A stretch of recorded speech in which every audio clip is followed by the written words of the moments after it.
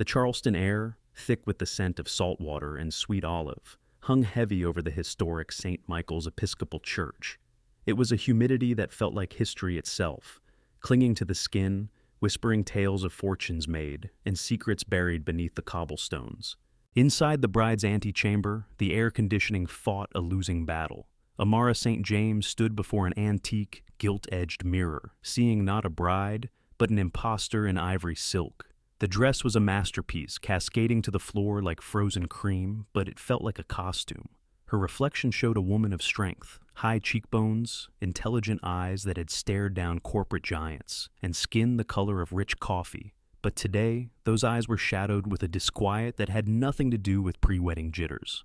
"You stop that," her best friend Zara Monroe chided, adjusting the gossamer veil. Zara, with her sharp haircut and even sharper wit, was Amara's anchor. "You look like you're about to hack the Pentagon, not marry the love of your life. Breathe." Amara forced a smile. "It's not Langston I'm worried about." "Let me guess," Zara said, her voice dropping to a conspiratorial whisper. "Her Majesty, the Dowager Queen of Charleston, Vivian Blackwood." A shiver traced a path down Amara's spine, cold despite the heat. Vivian. The name alone felt like a perfectly cut diamond, beautiful, hard, and capable of drawing blood. Langston's mother was the matriarch of the Blackwood family, a name that carried the weight of old money and an even older lineage in the city's black elite. They were a dynasty, and Vivian was its fiercely protective queen. "She pulled me aside yesterday," Amara confessed, her voice barely audible. "At the rehearsal dinner. She was admiring the Blackwood family pearls she insisted I wear." Amara touched the heavy, luminous strand at her throat. It felt less like a gift and more like a collar. She said, "They have graced the necks of Blackwood women for generations. It is so important to preserve the line, to ensure the legacy is passed to the right kind of people." Zara's eyes narrowed. "The right kind of people? What is this, 1950? Did you tell Langston?" "How could I? He worships her. To him, she's the woman who held their family together after his father died. To me..." Amara trailed off. To her, Vivian was a woman whose politeness was a weapon, whose compliments were interrogations. Vivian had made it clear, in 100 subtle ways, that Amara St. James, self-made, an orphan with no family name, a woman who built her life with code and fire instead of inherited wealth, was not the right kind of people. At the other end of the church, Langston Blackwood adjusted his bow tie for the 10th time. He was a man built on conviction, a civil rights attorney who fought for the underdog. Yet, in the presence of his mother, he sometimes felt like a boy again. His best man, Detective Eli Kwan, clapped him on the shoulder. "Easy, man," Eli said with a grin. "You've faced down biased judges and corrupt corporations. You can handle saying, 'I do.'" "It's not the 'I do' that's got me sweating, it's the 'she does,'" Langston retorted, only half joking. "My mother, I mean." As if summoned, the double doors of the groom's room swung open. Vivian Blackwood entered, a vision in sapphire blue. She was statuesque and elegant, her face a mask of serene control that betrayed nothing of the calculating mind behind it. "Langston, darling, are you ready?" Her eyes swept over him, missing nothing, before landing on Eli, with a smile that was a masterpiece of polite dismissal. She saw not a decorated detective, but an outsider. "You look beautiful, Mom," Langston said, his voice tight. "I simply want this day to be perfect for you," she purred, straightening his already perfect tie. Her touch lingered. "This is a momentous day for the Blackwood name. Amara is a clever girl. I do hope she understands the weight of the legacy she is marrying into." The words were a velvet threat. The ceremony that followed was a blur of tradition and pageantry. The organs swelled, sunlight streamed through the stained glass windows, painting the aisle in jewels of light. When Langston saw Amara walking towards him, radiant and defiant, every ounce of his anxiety melted away. This was right. This was his future. They exchanged vows, their voices clear and steady in the hallowed silence. As the pastor pronounced them husband and wife, the church erupted in applause.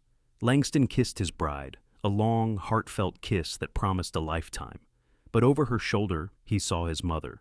Vivian was clapping, a serene smile fixed on her face, but her eyes, cold and unblinking, were locked on Amara. There was no joy in them. There was only appraisal and judgment.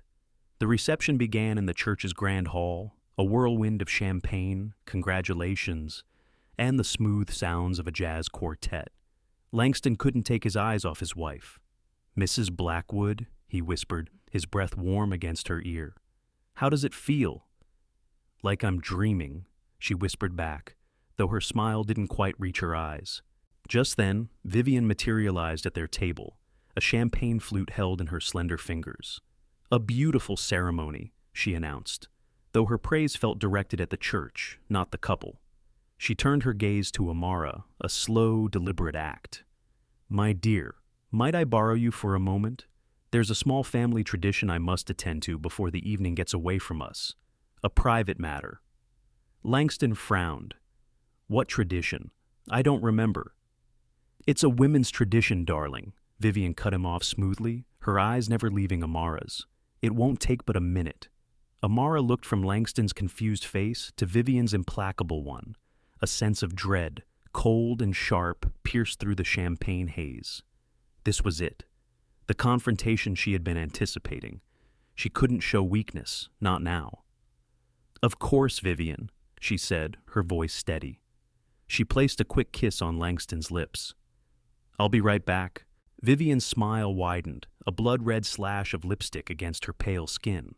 She placed a hand on the small of Amara's back, a gesture that looked supportive but felt like a shove. She guided Amara away from the music and the laughter, down a quiet, dimly lit corridor leading back towards the antechambers. "It's best we do this where we won't be disturbed," Vivian said, her voice dropping to a low, chilling tone. "There are some things about the Blackwood legacy that you need to understand, things that weren't mentioned in the vows." 20 minutes felt like an eternity. Langston stood by the towering wedding cake, a fake smile plastered on his face as he accepted congratulations from a distant cousin. But his eyes kept darting towards the corridor where Amara had disappeared with his mother. The jazz quartet had shifted to a livelier tune, but a dissonant chord of anxiety was playing in his chest. Where were they? A 1-minute women's tradition had stretched into a silence that felt heavy and wrong. Detective Eli Kwan found him by the bar. "Everything okay? You look like you're about to file an appeal." "It's Amara. She went with my mother 20 minutes ago." "Something about a family tradition," Langston said, the words tumbling out. "I should have gone with them. My mother, she can be intense." "Intense is one word for it," Zara Monroe said, joining them. Her face, usually alive with sarcastic energy, was tight with worry. "I saw them go." Vivian looked like a CEO heading into a hostile takeover. "This is not good." A cold knot formed in Langston's stomach. He excused himself and walked purposefully down the same corridor. The silence was unnerving. He reached the bride's antechamber and found the heavy oak door closed. He knocked softly. "Amara? Mom? Everything all right in there?" Only silence answered. He knocked again, louder this time, a tremor of panic in his voice. "Amara!" Eli and Zara had followed him. "It's probably locked from the inside," Eli said, his detective instincts kicking in. His voice was calm, but his eyes were sharp, scanning the doorframe, the hallway. "Amara, this is Eli. Can you open the door?" Nothing. The silence was no longer empty. It was thick with dread. "That's it," Langston said, his voice raw. "I'm breaking it down." He threw his shoulder against the door. The old wood groaned. He did it again, the impact jarring his bones. On the third try, with a crack of splintering wood, the lock gave way and the door swung inward. The room was a scene of violent stillness. A makeup bag had been swept from the vanity, its contents scattered like colorful shrapnel across the floor. A vase of white lilies lay shattered. For a heart-stopping second, Langston thought the room was empty. Then Zara screamed, a sharp, piercing sound that cut through the air. Langston's eyes followed her pointed finger. Behind a plush velvet settee, partially obscured by the heavy drapes, was a splash of ivory silk. He stumbled forward, his mind refusing to process what he was seeing. It was Amara. She was lying on the floor, her body twisted at an unnatural angle. The front of her beautiful dress was pristine, but the floor around her head was blooming with a dark, horrific crimson. The white silk was no longer white. It was soaked through with a stain that was spreading, seeping into the fibers of the antique rug. His world tilted. "No, Amara," he choked out, falling to his knees beside her. He reached out a trembling hand but couldn't bring himself to touch her. Her eyes were open, staring at the ceiling with a glassy, unseeing emptiness. The light, the fire, the fierce intelligence he loved, it was all gone. Lying beside her head, half hidden under the edge of her veil, was the instrument of the horror. It wasn't a knife or a gun. It was the old, leather-bound Blackwood family Bible, its silver-embossed cover grotesquely stained with blood and hair. The holy book, the symbol of their sacred vows, had been used as a bludgeon. Zara was sobbing hysterically. Eli was already on his phone, his voice a clipped, professional command. "This is Detective Kwan. I have a 1045, possible homicide, at St. Michael's Episcopal. Victim is down. Secure the perimeter immediately. No one in or out." As he ended the call, the doorway darkened. Vivian Blackwood stood there, a hand pressed to her mouth in a perfect pantomime of shock. "My God," she gasped, her eyes wide. What has happened?" Eli stepped between her and the crime scene, his body a rigid barrier. His gaze was flinty, analytical. He saw the horror on her face, but he also saw something else, the lack of true soul-shattering panic. Her shock was too composed, her posture too perfect. He noted the way her eyes didn't just fix on Amara's body, but darted around the room, taking in every detail, as if assessing a problem rather than witnessing a tragedy. "Where have you been, Mrs. Blackwood?" Eli's voice was devoid of warmth. It was no longer the voice of a wedding guest, but of a homicide detective. I was in the chapel," she stammered, her composure finally showing a crack. "I went to say a prayer for their marriage. Amara said she needed a moment to touch up her makeup. We were supposed to meet back at the reception." Her story was smooth, plausible, but as Langston knelt beside the love of his life, his heart shattering into a million pieces, Eli Kwan looked at the matriarch's perfectly horrified expression, and a single, ice-cold thought pierced through the chaos. She's lying. The performance was flawless, but he could see the strings. And in that moment, in the room where a bride lay murdered on her wedding day, his best friend's mother became his #1 suspect. The wedding reception died a swift and brutal death. The jazz music faltered into silence, replaced by the jarring squawk of police radios and the murmurs of horrified guests. Blue and red lights pulsed through the stained glass windows, turning the sacred space into a profane kaleidoscope of flashing colors. Uniformed officers, their faces grim, swarmed the church, creating a sterile bubble around the antechamber where Amara's body lay. The guests were herded into the main sanctuary, their festive attire a grotesque contrast to the nightmare unfolding. Langston was in a state of shock, bundled into a small office with Zara, who was trying to speak to him through her own ragged sobs. But his mind was a white-hot void of pain. Eli Kwan, however, had already shifted. The grief for his friend was a hard knot in his gut, but the detective in him was a cold, clear machine, observing, analyzing, processing. He stood with the lead investigator, a grizzled Charleston PD veteran named Sergeant Miller, as the forensics team worked.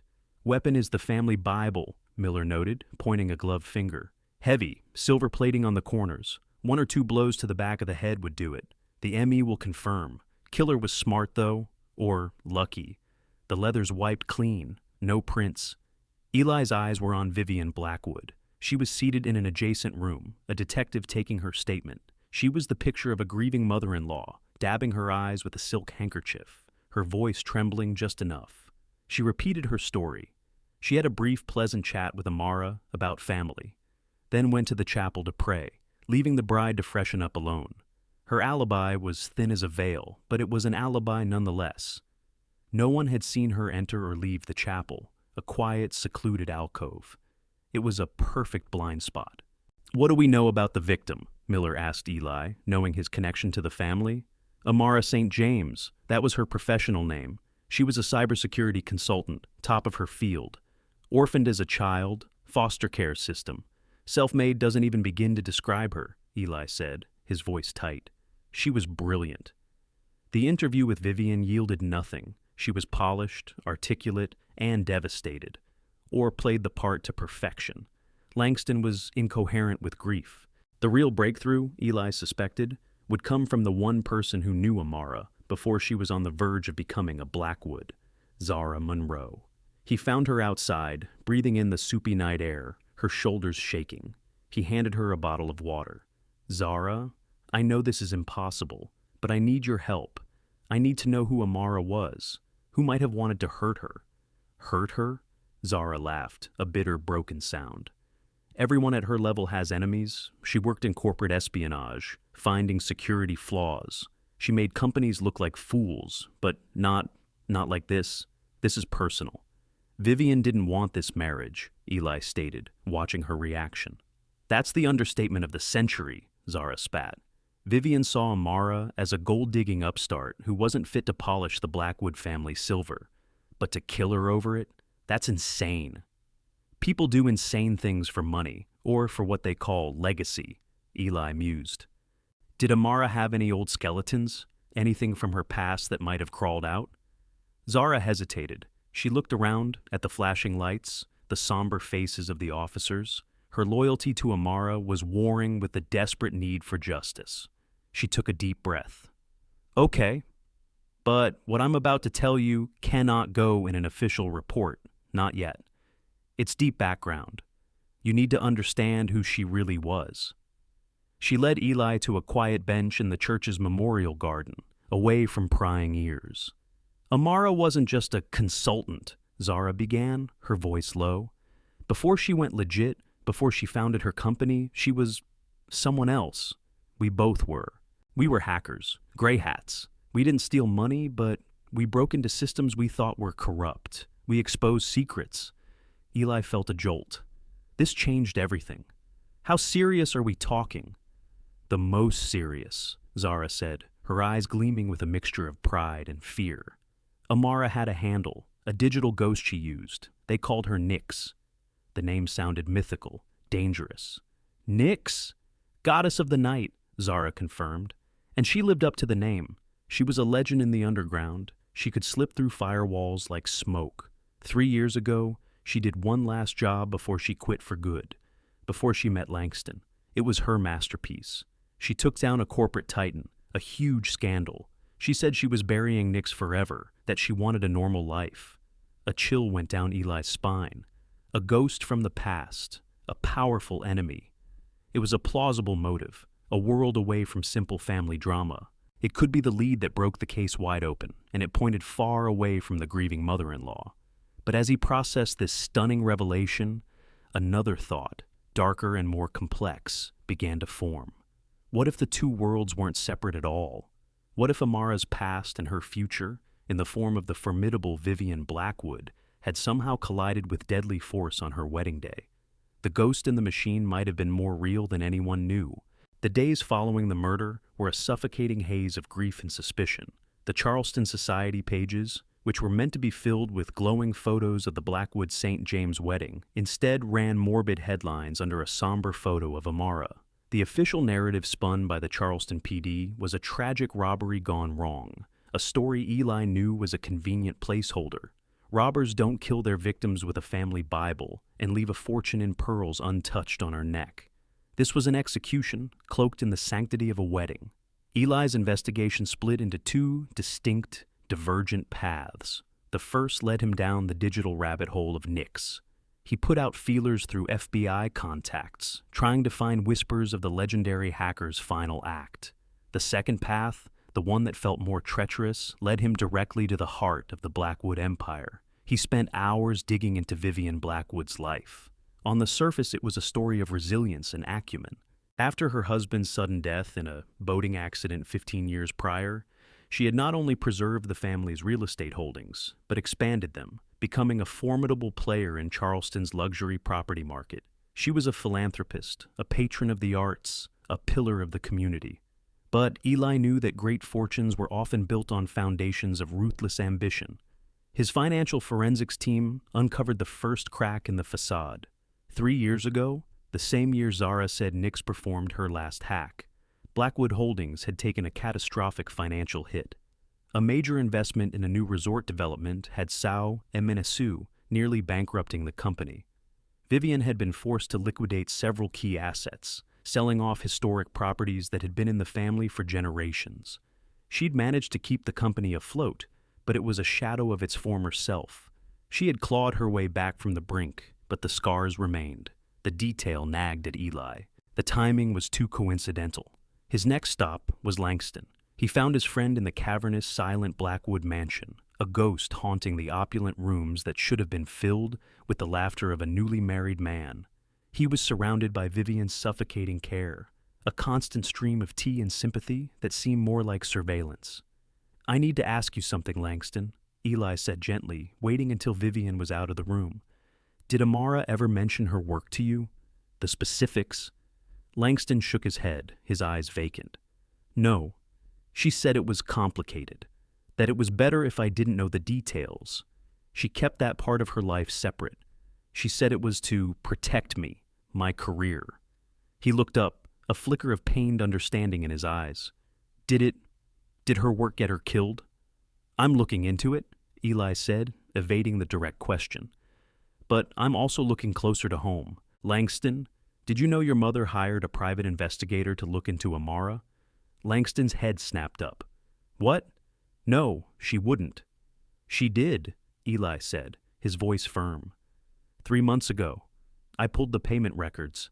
A PI named Franklin Ames, standard background check. The betrayal and hurt that washed over Langston's face was profound. "She went behind my back to investigate the woman I love." "I need to talk to this PI," Eli said. Franklin Ames was a washed-up ex-cop with a cheap office over a pawn shop. He was cagey at first, citing client confidentiality, but Eli's badge and the gravity of a homicide investigation loosened his tongue. "Yeah, I did a workup on the girl, Amara St. James," Ames said, leaning back in his squeaky chair. "The mother, Mrs. Blackwood, wanted the full package. Financials, past relationships, the works.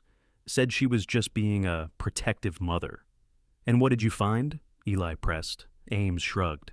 "Not much at first. Clean record. No debt. Smart girl, kept a low profile. But the deep web stuff, that's where it got interesting. I'm no tech wizard, but I have a guy. He found whispers of an old online identity, a hacker alias." Eli's heart hammered in his chest. "Nix." Ames's eyebrows shot up. "You know it? Yeah, that's the one. My guy found an old encrypted blog, some forum posts, connected St. James to Nix, and connected Nix to a few major corporate data breaches a few years back. I put it all in my final report for Mrs. Blackwood." "I need a copy of that report, Franklin. Now," Eli commanded. Ames sighed and unlocked a filing cabinet. He pulled out a slim file folder and handed it over. "This is my copy.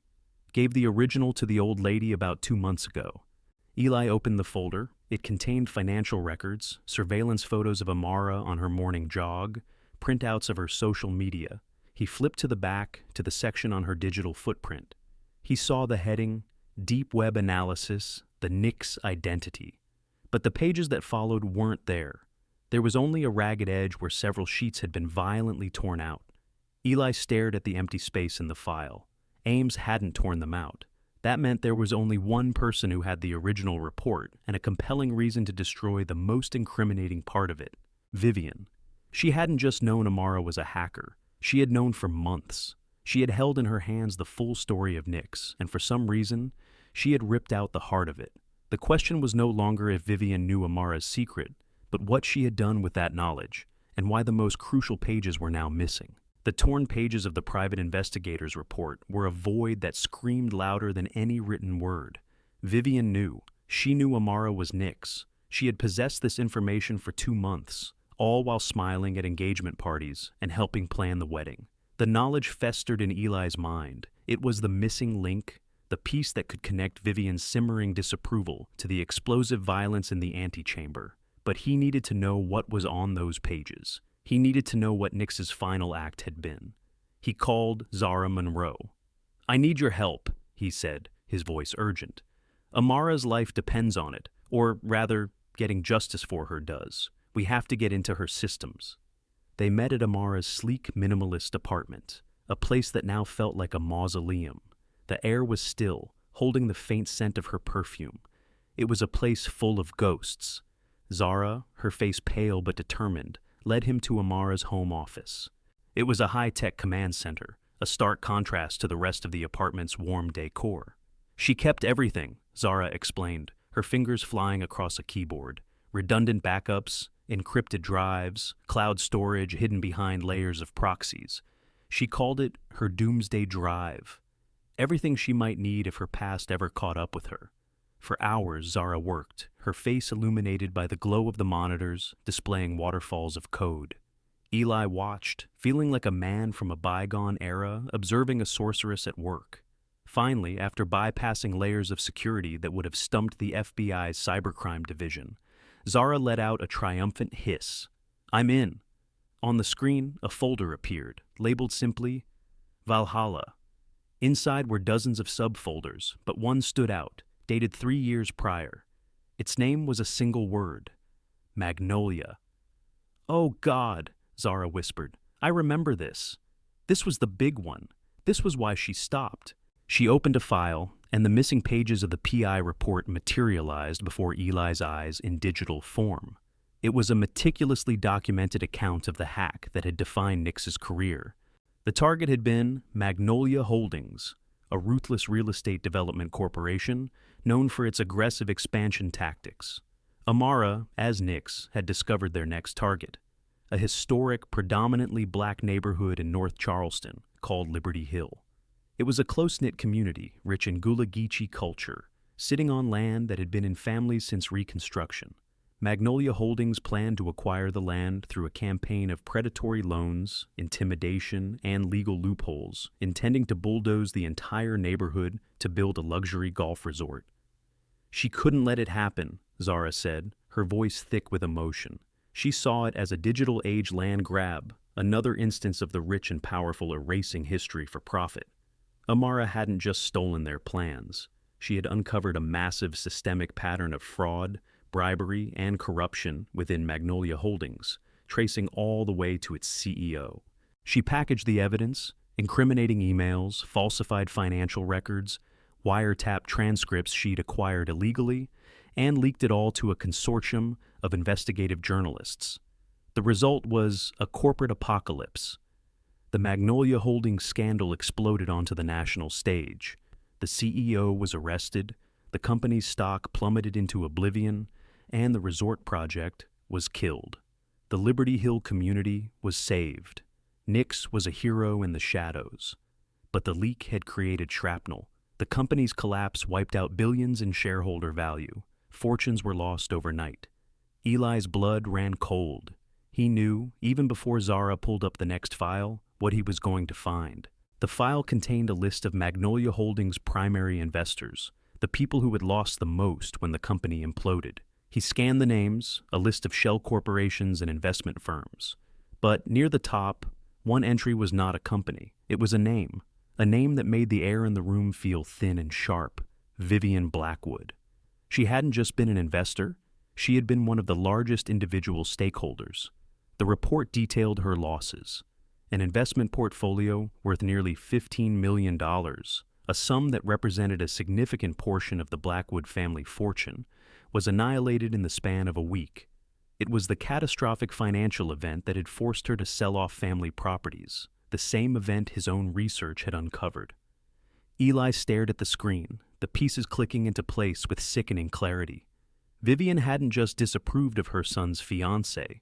She had discovered, 2 months before the wedding, that the woman about to marry into her family, the woman she saw as an unworthy upstart, was the very same anonymous ghost who had single-handedly destroyed her fortune and nearly shattered the Blackwood legacy. The wedding wasn't just a social event for Vivian, it was a collision course with the architect of her own ruin. The motive was no longer just about preserving a bloodline. It was about millions of dollars, years of humiliation, and a rage that had been simmering for 3 years, now directed at the bride-to-be. The revelation was a seismic shock, rearranging the entire landscape of the investigation. The case against Vivian Blackwood had transformed from a vague suspicion based on her icy demeanor into a powerful, compelling motive of revenge. She had the means, the opportunity, and now a $15 million reason to want Amara St. James dead. But a motive, no matter how strong, was not enough. Eli needed physical evidence, a tangible link that would chain Vivian to the bloody scene in the antechamber. The crime scene, however, remained stubbornly clean. The forensics team had gone over every inch of the room. The heavy family Bible had been wiped down with meticulous care, scrubbing away any trace of its wielder. There were no foreign fingerprints, no stray hairs, no fibers that didn't belong. The killer had been careful, methodical, and likely wearing gloves. Eli sat in the sterile quiet of the incident room, staring at the evidence board. A pristine photo of Vivian at the wedding was pinned next to a gruesome shot of the crime scene.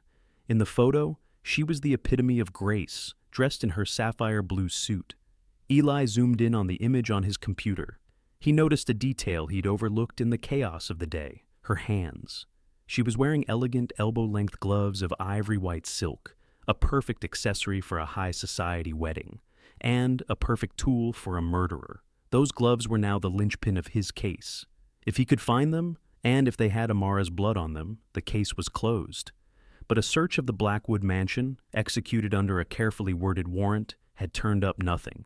Vivian's wedding outfit was hanging in her closet, but the gloves were conspicuously absent. She claimed she must have misplaced them during the reception's commotion, a plausible, infuriatingly convenient explanation. Eli knew she hadn't misplaced them. She had disposed of them. The question was where. He replayed the timeline in his head. The murder happened in a small window of time, roughly 20 minutes. Vivian would have had to kill Amara, clean up, dispose of the gloves, and then compose herself enough to walk to the chapel and later appear shocked at the crime scene. It was a tight schedule, but doable for a woman with her iron self-control. She wouldn't have taken the gloves home. She would have ditched them somewhere on the church grounds, somewhere she thought they would never be found. The church and its sprawling manicured gardens had been searched, but it was a massive area. They could have been thrown in any number of trash cans, which had been emptied by the cleaning crew before the crime was even discovered. They could be anywhere. He was at a dead end, a wall of plausible deniability built by a clever, cold-blooded killer. He felt a gnawing frustration. He had a killer. He was sure of it. But she was slipping through his fingers like smoke. He needed something unconventional, a way to search for an object they didn't know the location of. Then, an idea sparked. It was a long shot, a technique often relegated to missing persons cases. But in a situation this desperate, it was worth a try. He remembered a specialized K9 unit he'd worked with once, a team that didn't just track people, but specific articles based on scent. He went to Sergeant Miller with the proposal. "I want to bring in a scent-discriminating K9 unit." Miller, a by-the-book cop, looked skeptical. "A what? You want a dog to find a pair of gloves we're not even sure exist, on a property that's been trampled by 200 wedding guests and half the police force?" "These dogs are different," Eli insisted. "They're trained to isolate one specific scent and follow it. We have an uncontaminated scent article from Vivian." He held up a sealed evidence bag containing the silk handkerchief she had used to dab her eyes during her initial statement. It was a calculated risk. If the dog found nothing, Eli would look like a fool and waste precious time and resources. But if it worked. After a heated debate, Miller reluctantly agreed. "All right, Quan, you get your dog. But if this turns into a wild goose chase, it's on you." The next morning, a black SUV from the state police pulled up to the quiet, cordoned-off church. A female trooper, Master Corporal Evans, stepped out. Followed by a magnificent German shepherd, the dog was all business, its movements fluid and controlled, its intelligent eyes taking in everything. "This is Shadow," Corporal Evans said, her voice calm and professional. "He's certified in human remains detection and specific scent tracking. What's the target scent?" Eli presented the evidence bag with Vivian's handkerchief. Evans opened it, letting Shadow take a long, deep sniff. The dog's body went still, committing the unique combination of perfume, laundry detergent, and human pheromones to memory. This was Vivian Blackwood's scent signature. "And the target object?" Evans asked. "A pair of women's silk gloves," Eli said. Evans gave Shadow a quiet command. "Seek." The dog started to work, its nose just inches from the ground. It ignored the trampled grass, the discarded confetti, the countless smells of the wedding guests. It was on a singular mission, hunting for one specific scent in a symphony of odors. Eli watched, his heart pounding with a mixture of hope and dread. This was his last, best chance. Everything depended on the extraordinary senses of the animal, now quartering the lawn with silent, intense focus. Shadow was hunting for the scent of deceit, and the entire case rested on his powerful, twitching nose. The search was a masterclass in controlled canine intensity. Shadow moved with a purpose that was both beautiful and unnerving. He wasn't just sniffing, he was reading the air, decoding a complex language of scent molecules left behind in the chaotic hours of the wedding and its gruesome aftermath. Corporal Evans walked beside him, holding the leash with a light touch, letting the dog lead, her quiet murmurs the only sound breaking the morning silence. Eli, Langston, and a handful of other officers watched from a distance, a tense, silent audience. For Langston, this was torture. Every moment was a confirmation of the unthinkable, that his best friend was seriously investigating his mother. He stood with his arms crossed, his face a mask of stone, torn between a desperate hope that the dog would find nothing and the horrifying need to know the truth, no matter how monstrous.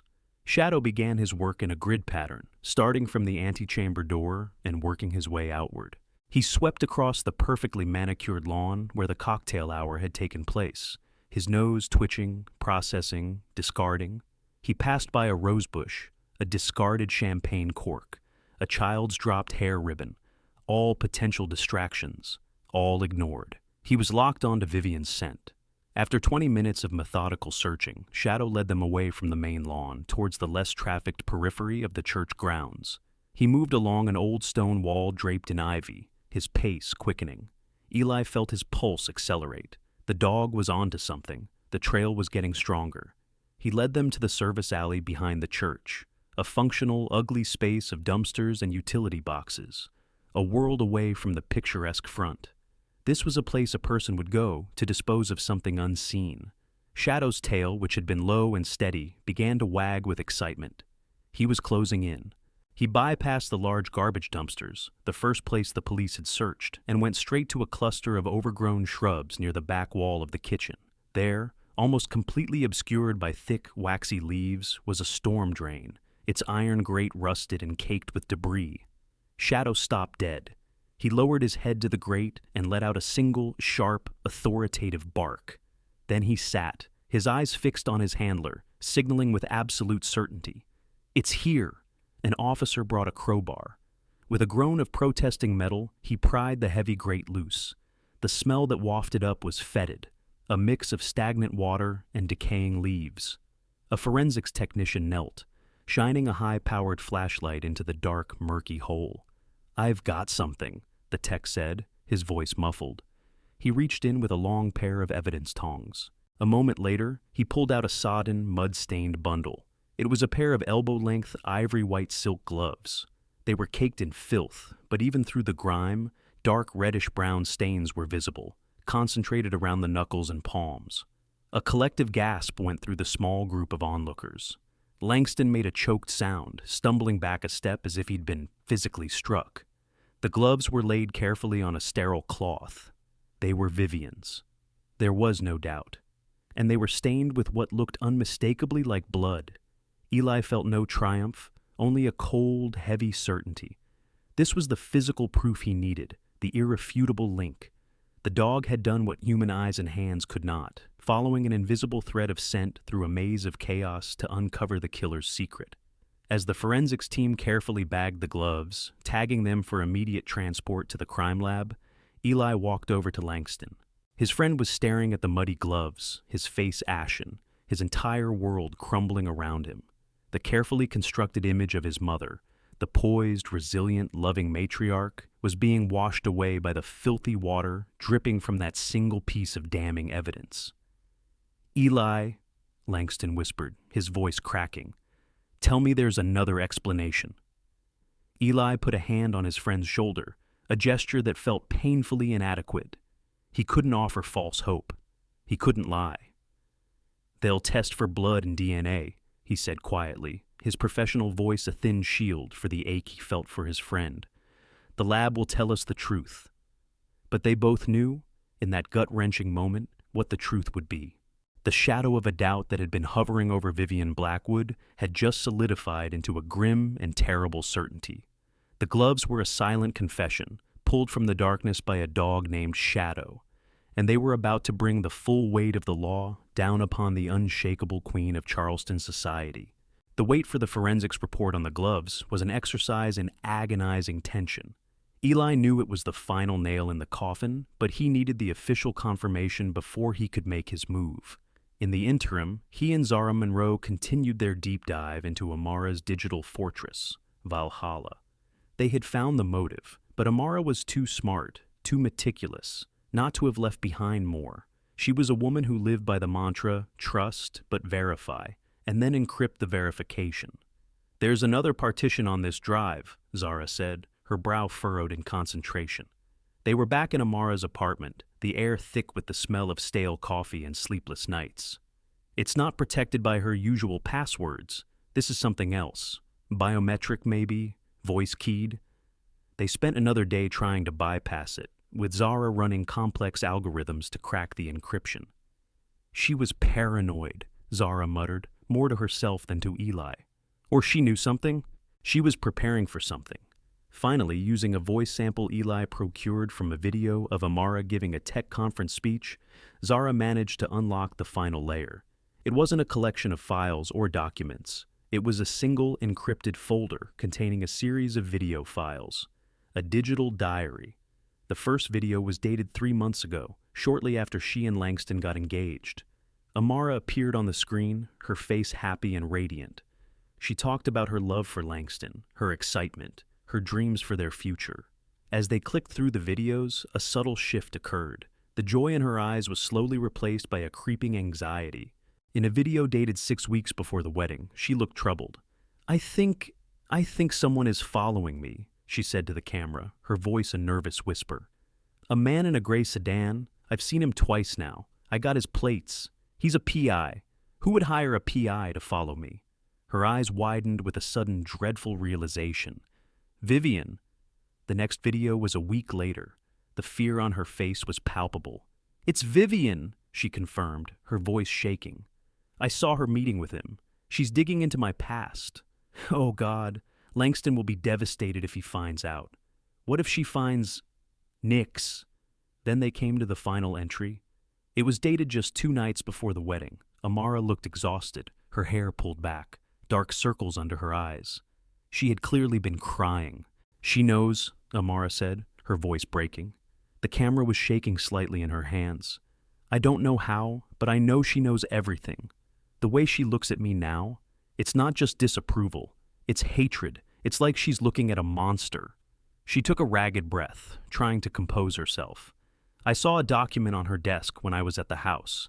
I only got a glimpse, but I saw the Magnolia Holdings logo. She knows it was me, the woman whose son I'm about to marry. I'm the person who destroyed her fortune." Tears streamed down her face. "What do I do? I love Langston more than my own life. This will tear him apart. It will destroy his family. I should tell him. I have to tell him the truth." She paused, wrestling with her decision, the internal conflict playing out in the agony on her face. "But not now," she finally whispered, more to herself than to the camera.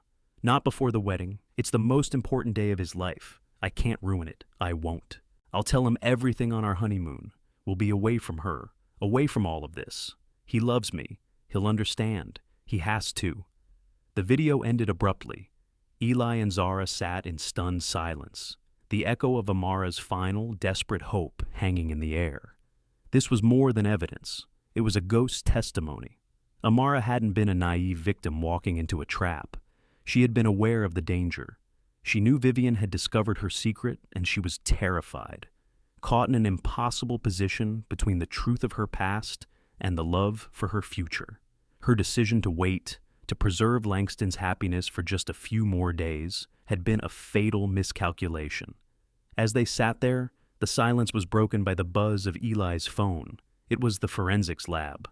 "Detective Kwan," the voice on the other end said, "all business.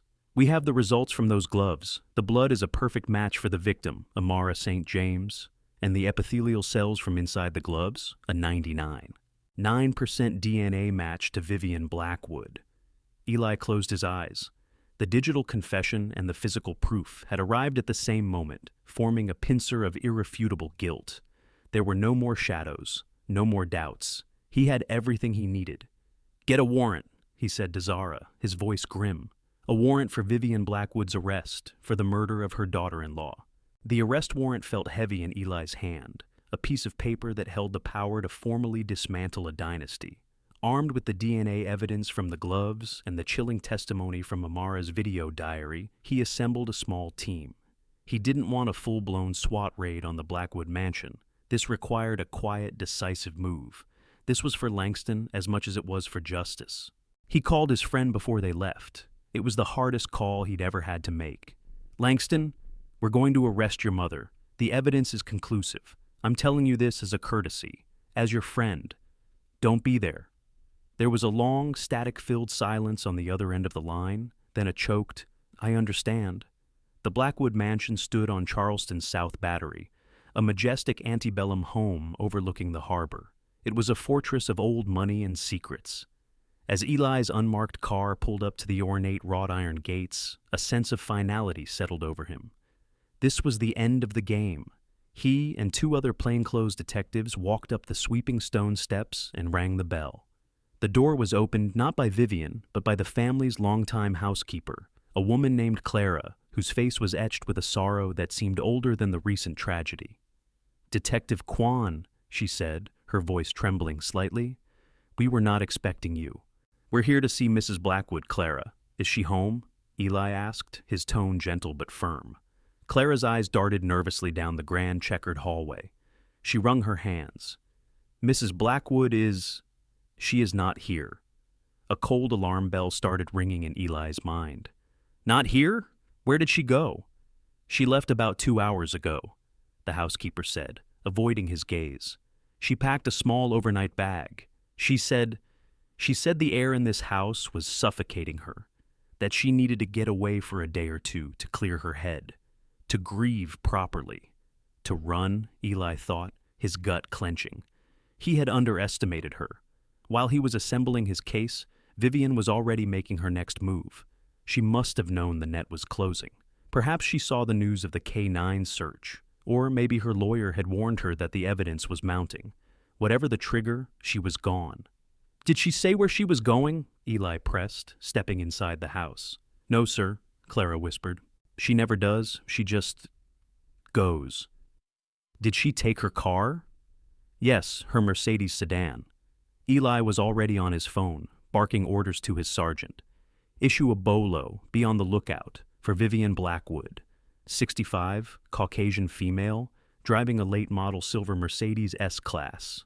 She's a flight risk. Check airports, private airstrips, bus terminals, train stations. I want her name on every no-fly list by the end of the hour." The detectives did a quick sweep of the mansion. Everything was in its place, immaculate and orderly. But in Vivian's bedroom, on her antique writing desk, a small, leather-bound book of addresses lay open. Several pages had been torn out, the same way she had torn the incriminating pages from the PI report. She was covering her tracks, erasing any potential destinations. Eli stood in the middle of the grand foyer, the arrest warrant now feeling like a useless piece of paper. He had been so focused on building an airtight case that he had failed to account for the cunning of his adversary. Vivian wasn't just a killer, she was a strategist. She had made a calculated retreat, a queen's gambit, sacrificing a piece to reposition herself on the board. He called Langston back. "She's gone, man. She ran." The silence on the other end was heavy with a mix of despair and something else. A dawning, terrible resolve. After a long moment, Langston spoke, his voice quiet but clear. I think I might know where she is," he said.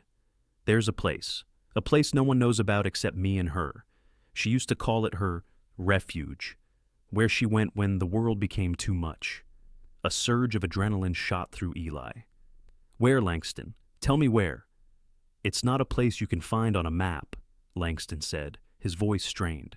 "It's a cabin on an island. You won't find it without me. I have to take you there." Eli understood immediately. This was no longer just about arresting a suspect. This was about a son, forced to confront the monster his mother had become in the one place they had once shared as a sanctuary. The hunt for Vivian Blackwood had just become deeply, tragically personal. The drive out of Charleston was somber and silent. Langston navigated the winding coastal roads with a grim, focused precision, leaving the city's historic charm behind for the wild, untamed beauty of the Low Country. He directed Eli towards Kiowa Island, an exclusive barrier island known for its luxury resorts and pristine, private beaches. But Langston guided them past the gated communities, onto a narrow, unpaved service road, nearly swallowed by overgrown palmettos and ancient moss-draped oaks. "My father bought this land before all the resorts came," Langston explained, his voice flat, devoid of emotion. "He built a small cabin out here. After he died, it became Mom's escape. When the pressures of the business, or anything, became too much, she would come here. No phone, no internet, just the marsh and the ocean." The road ended at a small clearing. Tucked beneath a canopy of live oaks was a rustic, weathered wooden cabin. It was modest, almost Spartan, a stark contrast to the grandeur of the Blackwood mansion. And parked beside it, gleaming incongruously in the dappled sunlight, was a silver Mercedes S-Class. She was here. Eli drew his service weapon, the click of the safety echoing in the quiet air. "Stay in the car, Langston. This is my job now." "No," Langston said, his voice hard as steel. He opened his door. "This is my mother. I brought you here. I have to see this through. I have to hear her say it." Eli saw the unbreakable resolve in his friend's eyes and knew it was useless to argue. This was a reckoning that belonged to Langston. "Okay," he conceded, "but you stay behind me, and you do exactly as I say. Understood?" Langston nodded, his jaw tight. They approached the cabin cautiously. The front door was slightly ajar. From inside, they could hear the gentle strains of a classical piano. Concerto. Bach, Eli recognized. The music was calm, elegant, and utterly surreal under the circumstances. Eli pushed the door open. Vivian Blackwood was sitting in a simple armchair, facing a large window that looked out over the endless expanse of salt marsh and the distant shimmering line of the Atlantic. She wasn't frantic, she wasn't hiding. She was perfectly composed, a glass of red wine resting on the table beside her. She didn't turn as they entered. "I knew you would come, Langston," she said, her voice as smooth and calm as the music playing. "I suppose you brought your detective friend with you." She finally turned, her gaze falling first on her son. There was no fear in her eyes, only a profound, almost pitying sadness. "You shouldn't have come. This was not for you to see." "Why, Mom?" Langston's voice broke, the single word filled with a universe of pain and disbelief. "Why did you do it?" "Vivian Blackwood," Eli said, his voice cutting through the emotional haze, his gun held steady. "You're under arrest for the murder of Amara St. James." Vivian waved a dismissive hand as if swatting away a fly. "Please, detective, let's dispense with the formalities. We all know why you're here." Her eyes locked back onto Langston. "You want to know why? Because I did what was necessary. I did it to protect you, to protect our family, to protect the Blackwood legacy."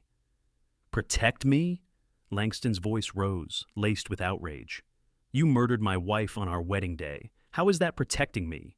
"That girl," Vivian said, her voice dripping with a venom that belied her calm demeanor, "was a parasite, a ghost who had already attached herself to our family's fortune once and destroyed it. Did you know that, Langston? Did she tell you that she was the one behind the Magnolia Holdings collapse?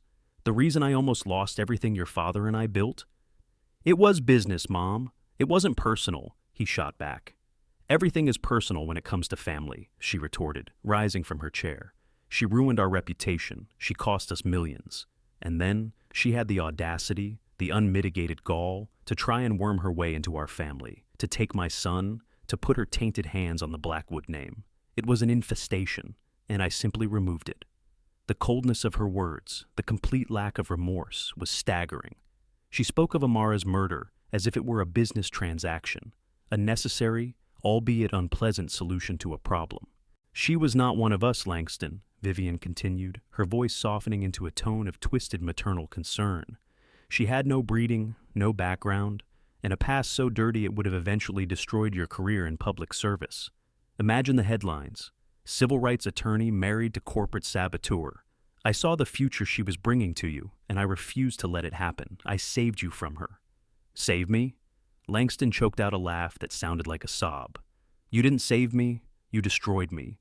You took away the only person I ever loved who saw me for who I was, not for my last name. She saw you for your money, darling, just as she saw our money when she took down Magnolia, Vivian said coolly. Eli had heard enough. He stepped forward, his patience gone. It's over, Vivian. Turn around. Vivian looked at him, then back at her son, her face a mask of tragic martyrdom. He'll understand one day, detective, she said. When the pain fades, he will see that a mother's love is fierce. A mother's love protects. I did what any mother would do for her only child. No, Langston whispered, tears finally streaming down his face as he watched Eli handcuff the woman who had raised him. You did what a monster would do. The arrest of Vivian Blackwood sent shockwaves through Charleston. The city's elite, who had whispered condolences to the powerful matriarch, now whispered in horrified fascination as the sordid details of the case were leaked to the press. The story of the vengeful mother-in-law, the secret hacker bride, and the $15 million motive was a Southern Gothic tragedy played out in real life. Vivian, ever the strategist, offered a full confession in exchange for avoiding a public trial, a final act to control the narrative and spare the Blackwood name the indignity of a drawn-out spectacle. She was sentenced to life in prison with the possibility of parole after 25 years, a sentence that ensured the once mighty queen of Charleston society would likely die behind bars. For Langston, the verdict was not a victory. It was an epitaph for the life he once knew. His mother was a murderer. His wife was gone. The Blackwood name, the legacy his mother had killed to protect, was now irrevocably stained with blood and shame. He became a recluse in the grand empty mansion, haunted by the ghosts of the two women who had defined his life, one by her love, the other by her betrayal. Eli Quan visited him often in the months that followed, not as a detective, but as a friend. He watched Langston navigate the crushing weight of his grief and the complex inheritance his mother had left him, a tainted fortune and a legacy of ruin. One evening, as they sat on the mansion's grand piazza overlooking the harbor, Langston finally broke his long silence. All my life, he began, his voice raspy from disuse. She talked about legacy, about preserving it, honoring it. She was so obsessed with the past, with what our name meant, that she destroyed any chance I had at a future. He stared out at the water, at the flickering lights of the Ravenel Bridge. Amara had a legacy too. She didn't inherit it. She built it. She used her skills to protect people who couldn't protect themselves, like the families in Liberty Hill. She fought for them in the shadows, just like I try to fight for people in the courtroom. Her legacy was about justice. My mother's was about pride. A shift occurred in Langston that evening, a subtle hardening of his features, a new clarity in his eyes. The grief was still there, a permanent resident in his heart, but it was no longer the all-consuming fog it had once been. It was becoming fuel. A few months later, the society pages had a new story to tell. Langston Blackwood announced he was selling the historic family mansion on the Battery and liquidating the majority of his inherited assets from Blackwood Holdings. But he wasn't disappearing. He was reinvesting. He used the entirety of the fortune his mother had killed to establish the Amara St. James Foundation for digital justice and community advocacy. The foundation's first major project was the creation of a state-of-the-art community center and legal aid clinic in the heart of the Liberty Hill neighborhood, the very community Amara had saved, the very community Vivian Blackwood's investment had sought to destroy. The story concluded not in a courtroom or a jail cell, but at the ribbon-cutting ceremony for the new center. Langston stood before the crowd, not as the broken heir of a shamed dynasty, but as a man who had found his purpose. Zara Monroe was by his side, heading the Foundation's digital literacy program. Eli Quan stood in the back, watching his friend with a quiet sense of pride. A legacy is not a name carved in stone or an account number in a bank, Langston said, his voice ringing with a conviction that was entirely his own. It's not about bloodlines or the houses we own. A true legacy is the good we build in the world for others. It's the justice we fight for, the communities we lift up. My mother fought to preserve a legacy of pride and exclusion. Today, with this foundation, we begin building Amara's legacy, a legacy of hope, empowerment, and justice for all. He had taken the broken, thorny inheritance his mother had left him and reforged it into a shield for the vulnerable. The Blackwood legacy, as Vivian had known it, was dead. But in its place, something new, something better, had been born from the ashes of tragedy, a testament that the deepest darkness can be overcome not by erasing the past, but by using its painful lessons to build a brighter, more just future.